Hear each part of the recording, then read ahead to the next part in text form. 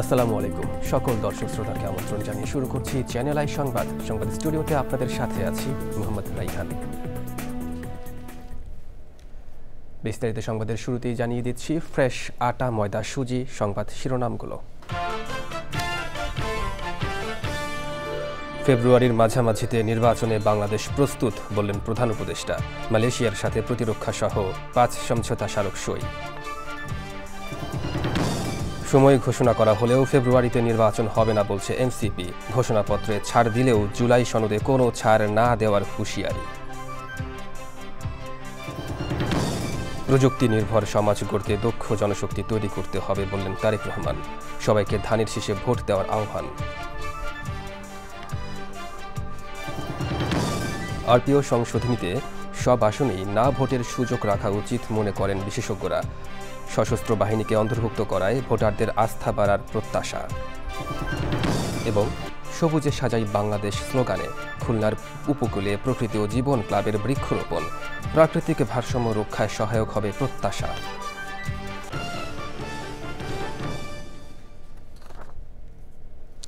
দর্শক, সংবাদ শিরোনামগুলো জানাচ্ছিলাম। এখনকার এই সংবাদ আয়োজন একই সঙ্গে চ্যানেল আইয়ের ইউটিউব চ্যানেল এবং চ্যানেল আইয়ের ওটিটি প্ল্যাটফর্ম আই স্ক্রিনে লাইভ স্ট্রিম হচ্ছে। এবার বিস্তারিত প্রসঙ্গ।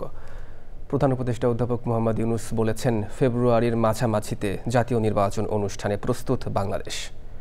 মালয়েশিয়ার প্রধানমন্ত্রী আনোয়ার ইব্রাহিমের সঙ্গে দ্বিপাক্ষিক বৈঠক শেষে যৌথ সংবাদ সম্মেলনে তিনি বাংলাদেশে বিনিয়োগের জন্য মালয়েশিয়ার ব্যবসায়ীদের আহ্বান জানান। বৈঠকে দুদেশের প্রতিরক্ষা সহযোগিতা সহ বেশ কয়েকটি বিষয়ে 5টি সমঝোতা স্মারক ও 3টি নোট বিনিময় হয়েছে। মোস্তফা মল্লিকের রিপোর্ট। মালয়েশিয়ার প্রধানমন্ত্রী আনোয়ার ইব্রাহিমের আমন্ত্রণে অন্তর্বর্তী সরকারের প্রধান উপদেষ্টা অধ্যাপক মোহাম্মদ ইউনূসের 3 দিনের রাষ্ট্রীয় সফর। প্রথম দিন মালয়েশিয়ার প্রধানমন্ত্রীর নেতৃত্বে মালয়েশিয়ার প্রতিনিধি দল এবং অধ্যাপক ইউনূসের নেতৃত্বে বাংলাদেশ প্রতিনিধি দলের বৈঠক। পুত্রজায়ায় অধ্যাপক ইউনূস পৌঁছলে তাঁকে স্বাগত জানান মালয়েশিয়ার প্রধানমন্ত্রী আনোয়ার ইব্রাহিম। সে সময় প্রধান উপদেষ্টাকে লাল গালিচা সংবর্ধনা দেয়া হয়। এরপর দ্বিপাক্ষিক বৈঠকে বাংলাদেশ ও মালয়েশিয়ার মধ্যে 5টি সমঝোতা স্মারক সই এবং 3টি নোট বিনিময় হয়েছে। উচ্চশিক্ষা ও হালাল অর্থনীতিতে সহযোগিতা এবং কূটনীতিকদের প্রশিক্ষণ বিষয়ে নোট বিনিময় হয়। এছাড়া প্রতিরক্ষা সহযোগিতা, তরল প্রাকৃতিক গ্যাস সরবরাহ, এলএনজি অবকাঠামো, পেট্রোলিয়াম পণ্য ও সংশ্লিষ্ট অবকাঠামো খাতে সহযোগিতা সহ বেশ কয়েকটি বিষয়ে সমঝোতা স্মারক সই হয়েছে। এরপর অধ্যাপক ইউনূস ও আনোয়ার ইব্রাহিমের মধ্যে একান্ত বৈঠকও হয়। পরে যৌথ সংবাদ সম্মেলনে প্রধান উপদেষ্টা বলেন, বাংলাদেশ ঘুরে দাঁড়ানোর চেষ্টা করছে। নানা কারণে মালয়েশিয়ার সঙ্গে আমাদের খুব কাছের সম্পর্ক। বিশেষ করে বহু বাংলাদেশি এখানে কাজ করছে। বাংলাদেশের অর্থনীতি ঘুরে দাঁড়ানোর চেষ্টা করছে। এখন পর্যন্ত দেশ সঠিক পথেই আছে। অর্থনীতি ও প্রতিষ্ঠানগুলো পুনঃপ্রতিষ্ঠিত হয়েছে। আগামী সংসদ নির্বাচন নিয়ে বাংলাদেশ প্রস্তুত বলেও জানান তিনি। এখন আমরা নির্বাচনের জন্য প্রস্তুত। আসছে ফেব্রুয়ারির মাঝামাঝিতে নির্বাচন অনুষ্ঠানের মাধ্যমে নতুন সরকার প্রতিষ্ঠিত হবে। বাংলাদেশের কার্যক্রম স্বাভাবিকভাবে চলবে। বাংলাদেশে শান্তি প্রতিষ্ঠায় অধ্যাপক ইউনূসের গুরুত্বপূর্ণ ভূমিকা রয়েছে বলে মন্তব্য করেছেন মালয়েশিয়ান প্রধানমন্ত্রী আনোয়ার ইব্রাহিম। বাংলাদেশের শান্তি এবং নিরাপত্তায় ইউনূসের অবদান রয়েছে। মালয়েশিয়ার সঙ্গে বাংলাদেশের বিনিয়োগ, বাণিজ্য, সংস্কৃতি ও শিক্ষার সহযোগিতা অব্যাহত রয়েছে। এটা আরও বাড়বে। পরে মালয়েশিয়ার ব্যবসায়ীদের সঙ্গে বৈঠক করেন প্রধান উপদেষ্টা অধ্যাপক ডক্টর মোহাম্মদ ইউনূস। বৈঠকে বাংলাদেশে বিনিয়োগের আহ্বান জানিয়ে তিনি বলেন, অন্তর্বর্তী সরকার দেশকে ব্যবসা বান্ধব করতে নানাবিধ পদক্ষেপ গ্রহণ করেছে। অতীতে ব্যবসা প্রত্যাশা অনুযায়ী না এগুলেও এখন অনেক কিছুই নতুনভাবে গড়ে উঠছে বলেও জানান তিনি। So I talk about inviting you to come to Bangladesh. We're inviting you of this excitement. What can be done? Mustafa Mallik, channel I, Dhaka. নির্বাচনের সময় ঘোষণা করা হলেও ফেব্রুয়ারিতে নির্বাচন হবে না বলছে এনসিপি। ঘোষণাপত্রে ছাড় দেওয়া হলেও জুলাই সনদে 1% ছাড় দেওয়া হবে না বলে হুঁশিয়ারি দিয়েছেন এনসিপির নেতারা। রাজধানীতে আন্তর্জাতিক যুব দিবসের অনুষ্ঠানে সার্জিস আলমের বিরুদ্ধে মামলা জাতির জন্য সিগন্যাল জানিয়ে এনসিপির নেতারা একটি গোয়েন্দা সংস্থার সমালোচনা করে বলেন, মিডিয়া আগের রূপে ফিরে আসতে চাইছে। রিয়াজ ইসলামের রিপোর্ট। আন্তর্জাতিক যুব দিবসে রাজধানীর কৃষিবিদ ইনস্টিটিউশনে জাতীয় যুব শক্তির যুব সম্মেলন। বিএনপি, জামায়াত ও এবি পার্টি সহ বিভিন্ন রাজনৈতিক দল এবং তাদের ছাত্র সংগঠনের নেতারা সম্মেলনে বক্তব্য রাখেন। সম্মেলনে নির্বাচন, গণমাধ্যম এবং একটি গোয়েন্দা সংস্থার সমালোচনা করেন জাতীয় নাগরিক পার্টি এনসিপির নেতারা। ইলেকশনের ডেট ঘোষণা হয়েছে, ফেব্রুয়ারিতে নির্বাচন হবে। ফেব্রুয়ারিতে নির্বাচন হবে না, যথেষ্ট সহ্য করেছি। বাংলাদেশে যদি ডিজিএফআই থাকতে হয় অবশ্যই এটা সংস্কার করতে হবে। তখন আমাদের বিরুদ্ধে 10 কোটি টাকার মানহানির মামলা দেওয়া হয়, তখন আমরা মনে করি এগুলো হচ্ছে আমাদেরকে ভয় ভীতি দেখানোর লক্ষণ। যেই লোক বাংলাদেশে তো নয়, বাংলাদেশ থেকে প্রায় 13,000 কিলোমিটার দূরে ওই ওয়াশিংটন ডিসিতে বসে থাকে, এই মিডিয়া সেই লোকের সাথে আমাদের মিটিং করিয়েছে। আমরা জানি আমাদের রাষ্ট্রের বিরুদ্ধে বিভিন্নভাবে ভারতে বসে ষড়যন্ত্র করা হচ্ছে। আওয়ামী লীগের বি টিমকে আবার আমাদের রাজনৈতিক ময়দানে নামিয়ে আসা হয়েছে। আওয়ামী লীগকে আমরা যেভাবে প্রতিরোধ করেছি, ঠিক একইভাবে আওয়ামী লীগের বি টিম যে নামে রাস্তায় নামুক না কেন, আমরা তাকে প্রতিরোধ করব। নির্বাচনের সময়সীমা নিয়ে আমাদের আপত্তি নাই, কিন্তু সংস্কার এবং বিচারকে পাশ কাটিয়ে নির্বাচন হলে সেই নির্বাচন বাংলাদেশের মানুষের কাছে গ্রহণযোগ্য হবে না। এনসিপির আহ্বায়ক বলেন, ফ্যাসিবাদ বিরোধী রাজনৈতিক দলগুলোর ঐক্য ধরে রাখতে না পারলে দেশে আরেকটি 111 আসবে। তিনি বলেন, যারা সুবিধা নেওয়ার জন্য দলে এসেছে তাদের বিরুদ্ধে কঠোর ব্যবস্থা নেবে এনসিপি। গত 1 বছর ছাড় দিয়েছি, জুলাই ঘোষণাপত্রে ছাড় দিয়েছি, জুলাই সনদে কোনো ছাড় হবে না। 1% ছাড়ও জুলাই সনদে দেওয়া হবে না। অন্তর্বর্তী সরকার যেই প্রতিশ্রুতি দিয়ে, যেই শহীদের রক্তের উপর দিয়ে প্রতিষ্ঠিত হয়েছে, সেই প্রতিশ্রুতি আদায় না করে এই সরকার যেতে পারবে না। সেই প্রতিশ্রুতি বাস্তবায়ন না হওয়া পর্যন্ত কোনো রাজনৈতিক দল ক্ষমতায় আসতে পারবে না। যুব কর্মসংস্থান, চাকরি নিরাপত্তা ও সুবিধা সহ 7 দফা ইস্তেহার ঘোষণা করেছে জাতীয় যুব শক্তি। রিয়াজ ইসলাম, চ্যানেল আই, ঢাকা। বিএনপির ভারপ্রাপ্ত চেয়ারম্যান তারেক রহমান বলেছেন, প্রযুক্তি নির্ভর সমাজ গড়তে দক্ষ জনশক্তি তৈরি করতে হবে। আন্তর্জাতিক যুব দিবস উপলক্ষে রাজধানীতে আলোচনায় ভার্চুয়ালি যুক্ত হয়ে তিনি এ লক্ষ্যে নানান পরিকল্পনার কথা তুলে ধরেন। জানান, ক্ষমতায় গেলে এগুলো বাস্তবায়ন করা হবে। সবাইকে ধানের শীষে ভোট দেওয়ার আহ্বান জানান তারেক রহমান। রাহুল রায়ের রিপোর্ট। আন্তর্জাতিক যুব দিবস উপলক্ষে রাজধানীতে আলোচনা সভার আয়োজন করেছিল যুবদল, স্বেচ্ছাসেবক দল ও ছাত্রদল। চীন মৈত্রী সম্মেলন কেন্দ্রে এই আলোচনায় জুলাই আগস্ট গণ অভ্যুত্থান থেকে শুরু করে ভবিষ্যৎ বাংলাদেশ নিয়ে তরুণ যুবকদের মতামত নেওয়া হয়। বিএনপি মহাসচিব মির্জা ফখরুল ইসলাম আলমগীর সহ সিনিয়র নেতাদের সঙ্গে অন্য রাজনৈতিক দলের নেতারাও অংশ নেন আলোচনায়। ভার্চুয়ালি যুক্ত হন বিএনপির ভারপ্রাপ্ত চেয়ারম্যান তারেক রহমান। দেশের তরুণ এবং যুব সমাজকে প্রযুক্তিগত জ্ঞান সম্পন্ন দক্ষ যুবশক্তি হিসেবে গড়ে তোলার ক্ষেত্রে বিএনপির নেওয়া কর্মপরিকল্পনা বাস্তবসম্মত এবং সময় উপযোগী।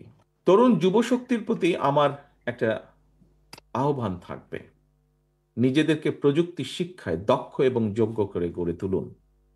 আপনাদের সাফল্য যাত্রাকে সহজ করার জন্য বিএনপি সম্ভাব্য সকল পরিকল্পনা এবং বাস্তবায়নের উপায় নিয়ে কিন্তু কাজ করছে, তৈরি করছে। এর মধ্যে তরুণ যুবক প্রিয় ভাই বোনেরা, বিএনপি বিশ্বাস করে প্রযুক্তি নির্ভর তারুণ্য এবং যুবশক্তি গড়তে হলে যুবশক্তির প্রযুক্তিগত কর্মদক্ষতা অবশ্যই বাড়াতে হবে। রাষ্ট্র গঠনে নানা পরিকল্পনা তুলে ধরে নির্বাচনে জয়ী হলে তা বাস্তবায়নের কথা বলেছেন বিএনপির ভারপ্রাপ্ত চেয়ারম্যান। আপনারা বিএনপির জনমুখী গণমুখী কর্মপরিকল্পনাগুলো দেশের সকলের সামনে, জনগণের সামনে তুলে ধরুন। জনগণের রায় বিএনপি রাষ্ট্র পরিচালনার সুযোগ পেলে সামনের দিনে ইনশাআল্লাহ আমরা এই পরিকল্পনাগুলি পর্যায়ক্রমে ইনশাআল্লাহ বাস্তবায়ন করব। দেশের সকল নারী, পুরুষ, ছাত্র, তরুণ, যুব সমাজ সহ দেশের সর্বস্তরের জনগণের কাছে আমার আহ্বান, আগামী নির্বাচনে ধানের শীষে ভোট দিন, দেশ গড়ার সুযোগ নিন। ভোট দিলে ধানের শীষে, দেশ গড়ব মিলেমিশে। তরুণরাই দেশের ভবিষ্যৎ উল্লেখ করে তারেক রহমান বলেছেন, প্রতিহিংসা প্রতিশোধের চিন্তা বাদ দিয়ে সবাইকে সুন্দর বাংলাদেশ গড়ে তুলতে হবে। রাহুল রায়, চ্যানেল আই, ঢাকা।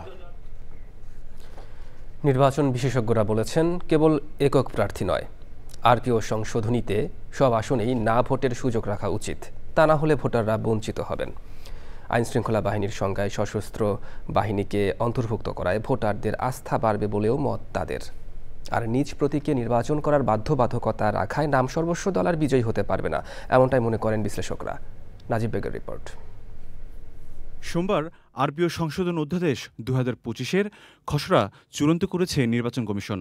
খসড়ায় আইনশৃঙ্খলা বাহিনীর সংজ্ঞায় সশস্ত্র বাহিনী বিভাগকে অন্তর্ভুক্ত করা হয়েছে। কোনো একটি আসনে মাত্র একজন প্রার্থী থাকলে বিনা প্রতিদ্বন্দ্বিতায় নির্বাচিত না করে এতে না ভোট প্রদানের বিধান ফিরিয়ে আনা হয়েছে।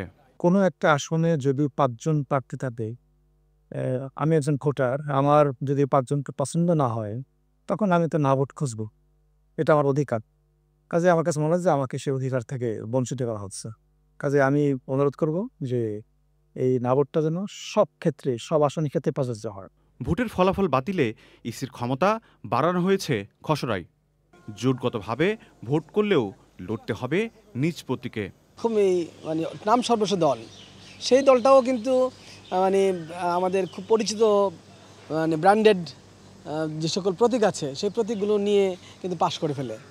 তো এর ফলে কি ব্যক্তির চেয়ে ওই যে দলীয় প্রতীকটা ইম্পর্টেন্ট হয়ে দাঁড়াচ্ছিল। নির্বাচনের আগে জোট গঠন করা এবং নির্বাচনের আগে জোট গঠন করে প্রতীক ভাগিয়ে নেওয়া যে প্রবণতাটা, এটা কমবে। এটা একটা ভালো দিক, কিন্তু এটা নিয়ে আলাপ আলোচনা করা দরকার, দেখা দরকার যে আসলে কী লেভেলে এটার প্রবলেম ক্রিয়েট হবে। ভোটের আগেই প্রার্থীদের হলফনামা যথাযথভাবে যাচাই করতে হবে বলছেন নির্বাচন ও রাজনৈতিক বিশ্লেষকরা। নাজিব বেগ, চ্যানেল আই, ঢাকা। জুলাই গণ অভ্যুত্থানের 1 বছরেও স্বজনের মরদেহ বুঝে পায়নি গণ অভ্যুত্থানের 114 শহীদের পরিবার। বেওয়ারিশ হিসেবে কবর দেওয়া এই শহীদের সঙ্গে পরিবারের সদস্যদের ডিএনএ মিললেও মরদেহ উত্তোলন করে শনাক্ত করা হয়নি। ফলে শহীদদের স্বীকৃতি, সম্মান কিংবা আর্থিক সহযোগিতা পাচ্ছে না পরিবারগুলো। আলাল হোসেনের ক্যামেরায় রিয়াজ ইসলামের রিপোর্ট। আমি শান্তি পাইতাম, মা তুমি যাও, আমি আর শুয়ে আছি। সন্তানের শেষ চিহ্ন খুঁজে পেতে অসুস্থতা নিয়েও প্রতি সপ্তাহে রায়েরবাজার কবরস্থানে আসেন জুলাই গণ অভ্যুত্থানের শহীদ সোহেল রানার মা।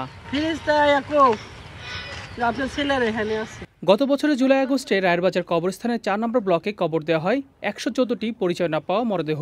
ডিএনএ পরীক্ষায় পরিবারগুলো শুধু জেনেছে এখানকার কোনো কবরের মাটিতেই শুয়ে আছেন তাদের প্রিয়জন, কিন্তু নির্দিষ্ট কোন কবরটি তাদের আপনজনের সেই সত্য এখনো অজানা। আমার কবরটা দেখাবে, আমি কবরটা দেখে শান্তি পাইনি, নাহলে এই পর্যন্ত আমি কোনো শান্তি পাইনি না। আমি কাজলা যাইয়া কালকে গেছি এই কদম তৈরি হনে, সন্ধ্যা পরে যে ওরা যে বিশ্রী আমার বাইকে আছে। প্রথমে অনেক কিছু বলছে, অনেক কিছু হবে, অনেক তাদের যেইভাবে খুঁজে বের করবে, যেইভাবে তাদের পরিবারের কাছে লাশগুলো পৌঁছে দিবে, কিন্তু দেখা গেছে আস্তে আস্তে এটা এতটাই এমন হয়েছে আমরা কবরস্থানে গিয়ে কবরও চিনি না। কয়েকজন শহীদদের নাম সরকারি গেজেটে অন্তর্ভুক্ত হলেও বেশিরভাগ পরিবার এখনো কোনো স্বীকৃতি, সম্মান কিংবা আর্থিক সহায়তা পাননি। অফিস আদালতে গেলে এক একজন এক এক রকম মন্তব্য করে, এক একজন এক এক রকম পরামর্শ দেয়, সঠিক কেউ পরামর্শ বা আসে যে নিজে থেকে কিছু একটা করব, কেউ আসলে করে না। এই অন্তর্বর্তীকালীন সরকারের কাছে আমরা এত পরিমাণ দৌড়াইছি, এই আশ্বাসটা কবে শেষ হবে আমি অন্তর্বর্তীকালীন সরকারের প্রধান উপদেষ্টার কাছে জানতে চাই। বিগত 1 বছরে তারা আমাদের জন্য কি করেছে, আজও জানি না আমাদের ভাইদের কবর কোনটা। পরিচয় শনাক্ত করতে 114টি মরদেহ উত্তোলনের নির্দেশ দিয়েছেন আদালত। বুধবার সেই কাজ শুরু হওয়ার কথা থাকলেও মরদেহ এখনও তোলা হয়নি। রিয়াজ ইসলাম, চ্যানেল আই, ঢাকা। জলবায়ু পরিবর্তনের বিরূপ প্রভাবে ক্ষতিগ্রস্ত পরিবেশের উন্নয়নে সবুজে সাজাই বাংলাদেশ স্লোগানে খুলনার উপকূলে বৃক্ষরোপণ করছে প্রকৃতি ও জীবন ক্লাব। মোবাইল নেটওয়ার্ক অপারেটর বাংলালিংকের সহযোগিতায় খুলনা জেলা স্কুলের শিক্ষার্থীদের মাঝে গাছের চারাও বিতরণ করা হয়। এমন উদ্যোগ পরিবেশ সচেতন প্রজন্ম গড়ে তোলার পাশাপাশি প্রাকৃতিক ভারসাম্য রক্ষায় সহায়ক হবে প্রত্যাশা বিশিষ্টজনদের। ড্যানিয়েল সুজিত বোসের তথ্য ও ভিডিও চিত্রে আফরোজা হাসির রিপোর্ট।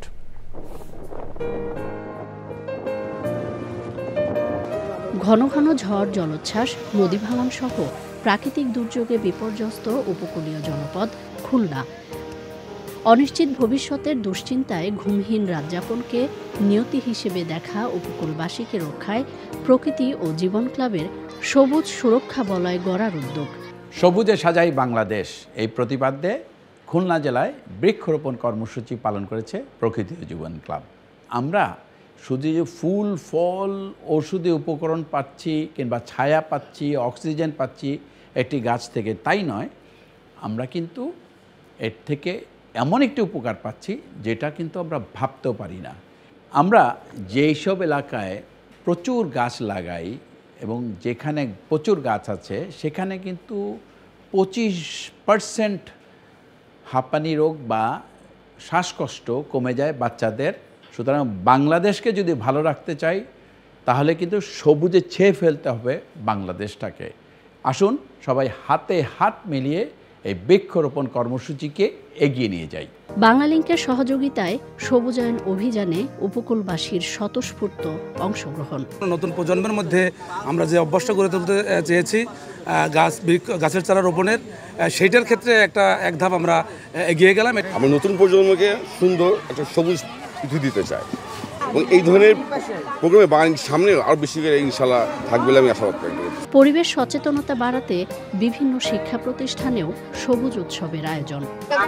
বৃষ্টিপাত এবং নানা প্রাকৃতিক দুর্যোগ থেকে রক্ষা করে। কার্বন ডাইঅক্সাইডের মাত্রা দিন দিন বৃদ্ধি পাচ্ছে পৃথিবীতে। গাছ আমাদের অক্সিজেন দেয়, তারপরে বায়ু থেকে কার্বন ডাইঅক্সাইড শোষণ করে। সবুজ ও সুন্দর বাংলাদেশ গড়তে তরুণ প্রজন্মকে পরিবেশ সুরক্ষায় সম্পৃক্ত করার বিকল্প নেই বলেন বিশিষ্টজনরা।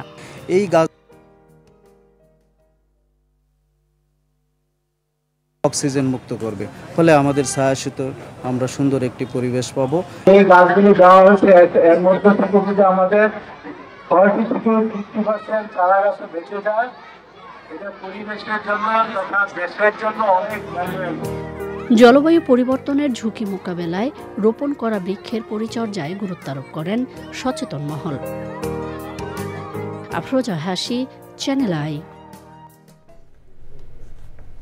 দর্শক দেখছেন চ্যানেল আই সংবাদ। এবার বিরতি, আর বিরতির পর জানিয়ে ফিরছি।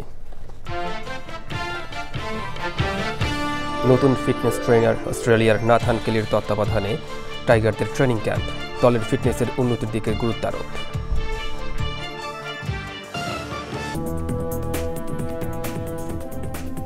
দর্শক বিরতির পর আরও একবার স্বাগত চ্যানেল আই সংবাদে। তীব্র তাপপ্রবাহের ফলে সৃষ্ট দাবানলে পুড়ছে ইউরোপের দক্ষিণাঞ্চলের অনেক বনভূমি। তাপমাত্রা বেড়ে 40 ডিগ্রি সেলসিয়াসের উপরে পৌঁছায় হাজার হাজার মানুষ ঘর ছাড়তে বাধ্য হচ্ছেন। ইটালি, ফ্রান্স, স্পেন, পর্তুগাল ও বলকান অঞ্চলের বিভিন্ন স্থানে রেড হিট অ্যালার্ট জারি করা হয়েছে। বিজ্ঞানীরা সতর্ক করে জানান, জলবায়ু পরিবর্তন ভূমধ্যসাগরীয় অঞ্চলের গ্রীষ্মকে আরও গরম ও শুষ্ক করছে, যা দীর্ঘ তীব্র অগ্নিকাণ্ড সৃষ্টিতে সহায়তা করছে। ফ্রান্সের প্রায় 3/4 অঞ্চল হিট অ্যালার্টের আওতায় রয়েছে। স্পেনের আবহাওয়া অধিদপ্তর জানিয়েছে, মাদ্রিদে দগ্ধ হয়ে 1 জন মারা গেছেন। এছাড়া সেভিল ও কর্ডোবায় তাপমাত্রা 44 ডিগ্রি সেলসিয়াস ছুঁতে পারে বলে আশঙ্কা করা হচ্ছে। পর্তুগালের দমকল কর্মীরা 3টি বৃহৎ দাবানলের বিরুদ্ধে লড়াই করেছেন। ট্রানকোসোর কাছে দাবানল নিয়ন্ত্রণে আনা হয়েছে। ইটালিতে হিট স্ট্রোকে 1 শিশুর মৃত্যু হয়েছে। এরই মধ্যে রোম, মিলান ও ফ্লোরেন্স সহ 16টি শহরে রেড অ্যালার্ট জারি করা হয়েছে।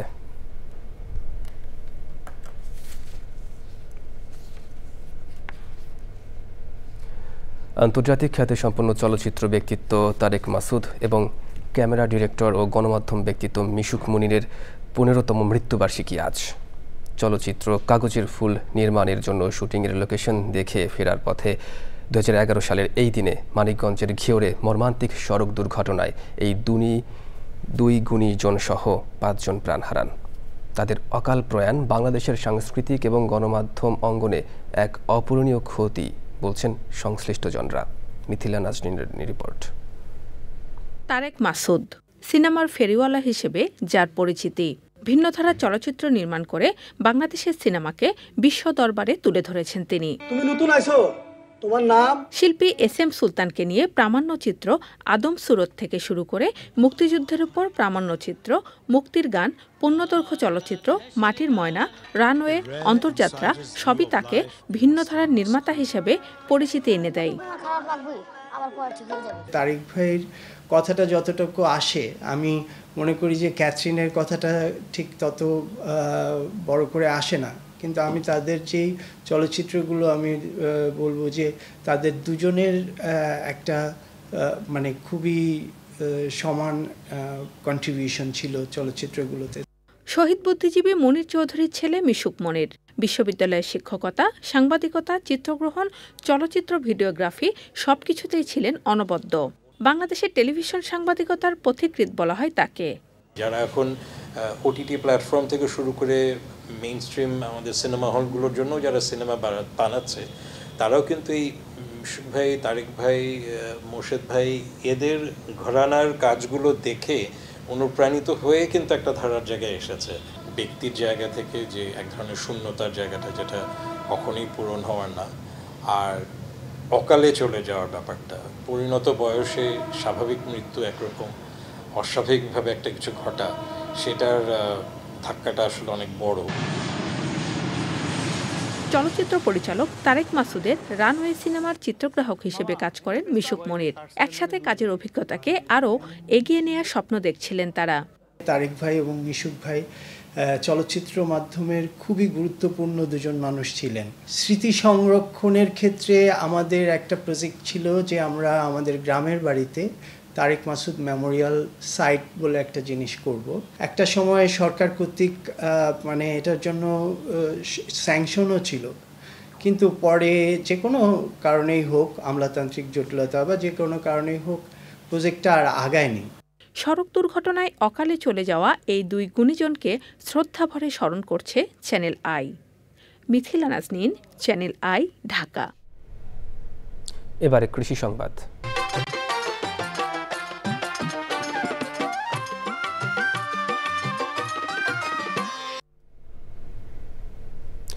এবছর পাটের আবাদ করে চরম বিপাকে পড়েছেন কুড়িগ্রামের কৃষক। পর্যাপ্ত বৃষ্টির অভাবে পাট পচানোর জায়গা না থাকায় খেতেই নষ্ট হচ্ছে অনেকের পাট। কুড়িগ্রাম প্রতিনিধি শ্যামল ভৌমিকের তথ্য, ভিডিও চিত্রে রাজীব আহমেদের রিপোর্ট। নিকটবর্তী খাল বিলে পানি না থাকায় ঘোড়ার গাড়িতে পাট গাছ বহন করে দূরবর্তী নিচু এলাকায় নিয়ে যাচ্ছেন অনেক কৃষক। আবার বৃষ্টির আশায় খেতে পড়ে থেকেই নষ্ট হয়ে যাচ্ছে অনেক কৃষকের পাট।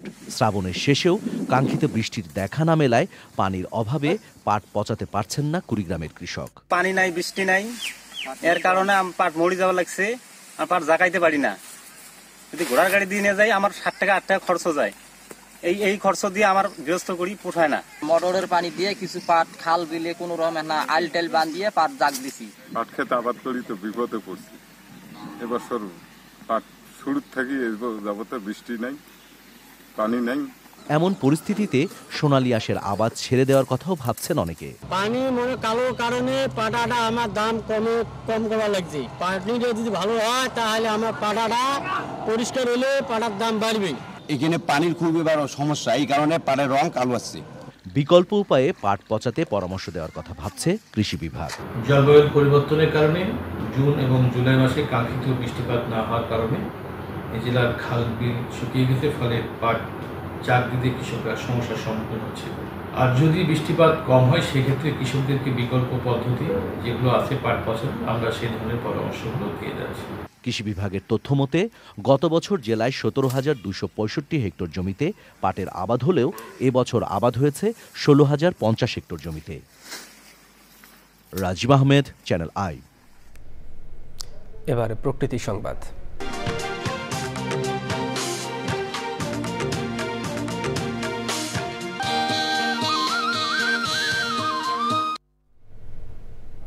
প্রাকৃতিক পরিবেশে ঘোরাফেরা, বিনোদন ও খেলাধুলার জন্য ফেনীতে পর্যাপ্ত উদ্যান, পার্ক ও খেলার মাঠ নেই। এতে শিশুদের মানসিক ও দৈহিক বিকাশ ব্যাহত হচ্ছে। তরুণ প্রজন্মের মাঝে বাড়ছে মুঠোফোন সহ ইলেকট্রনিক ডিভাইসে আসক্তি। জড়িয়ে পড়ছে কিশোর গ্যাং সহ নানান অপরাধমূলক কর্মকাণ্ডে। খেলার মাঠ নির্মাণ সহ শিশুদের নির্মল বিনোদনে দ্রুত প্রয়োজনীয় ব্যবস্থা নেওয়ার দাবি জানিয়েছেন অভিভাবক ও স্থানীয়রা। ফেনী সংবাদদাতার তথ্য ভিডিওচিত্রে আফরোজা হাসির রিপোর্ট। যে সময়টা শিশুরা দাপিয়ে বেড়াবে খেলার মাঠে, হৈহুল্লোড়ে মাতবে উন্মুক্ত পরিবেশে, সে সময়টা কাটছে গ্রিল ঘেরা বারান্দা কিংবা অট্টালিকার ছাদে। চার দেয়ালে বন্দি শিশুদের অপলক দৃষ্টি জুড়ে মুক্ত বিহঙ্গের মতো ছুটে চলার নীরব হাহাকার। ইটপাথরের নিষ্ঠুরতায় ম্লান শিশুদের আনন্দময় শৈশব। স্কুল থেকে আসার পর যে আমার যখন ইচ্ছে করে অনেক কারোর সঙ্গে খেলতে পারি না, তখন আমি বারান্দায় এসে আমার সময় কাটাই। আমার আসলে এই সময়টা তো অনেক কষ্ট লাগে। খেলার মাঠ ও বিনোদন কেন্দ্র না থাকার কারণে আমরা বাসায় রাস্তায় খেলতে হয়। ফেনীতে নামমাত্র শিশু পার্ক থাকলেও নেই পর্যাপ্ত সুবিধা। ভিড় বাড়ছে ইনডোর গেমস সেন্টারগুলোতে। স্কুল কলেজের মাঠগুলো অপরিষ্কার, অপরিচ্ছন্ন। খেলার মাঠ, শিশু পার্ক এগুলো তৈরি করলে শিশুদের মননের বিকাশ ঘটবে। আশেপাশে খেলার মাঠও নাই আর পরিবেশও নাই পাশাপাশি, তখন তারা দেখা যায় যে ঘরের মধ্যে বন্দী হয়ে মোবাইলে আসক্ত হয়ে পড়ে। মাঠ ও পার্ক স্বল্পতায় বাড়ছে স্থূলতা, মুঠোফোন সহ ইলেকট্রনিক ডিভাইস কেড়ে নিচ্ছে দৃষ্টিশক্তি। বাসায় থাকছে, পড়াশোনা করছে, মোবাইল টিভি দেখছে, সারাক্ষণ বসে বসে থাকছে, ফলে তাদের স্বাস্থ্য বেশি বেড়ে যাচ্ছে। শিশুদের নির্মল বিনোদনে সব ধরনের সুযোগ সুবিধা নিশ্চিতের আশ্বাস কর্তৃপক্ষের। মাঠে আসলে সংখ্যা অনেক কম, যার কারণে আসলে আমাদের খেলোয়াড়রা ঠিকমতো অনুশীলনটা করতে পারছে না। সকল শিক্ষা প্রতিষ্ঠানকে আহ্বান করব যে তাদের খেলার মাঠটি যেন সংরক্ষণ করা হয় এবং শিশুদের খেলার মাঠের পরিধি আরো বাড়ানো হোক। সামাজিক অবক্ষয় রোধের পাশাপাশি শিশু কিশোরের সুস্থ স্বাভাবিকভাবে বেড়ে উঠতে পরিকল্পিত নগরায়নের তাগিদ বিশেষজ্ঞদের। আফরোজা হাসি, প্রকৃতি ও জীবন ডেস্ক, চ্যানেল আই। এবার খেলার খবর।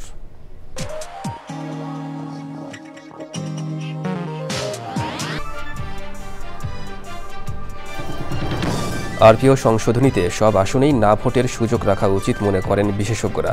সশস্ত্র বাহিনীকে অন্তর্ভুক্ত করায় ভোটারদের আস্থা বাড়ার প্রত্যাশা। এবং সবুজে সাজাই বাংলাদেশ স্লোগানে খুলনার উপকূলে প্রকৃতি ও জীবন ক্লাবের বৃক্ষরোপণ। প্রাকৃতিক ভারসাম্য রক্ষায় সহায়ক হবে প্রত্যাশা।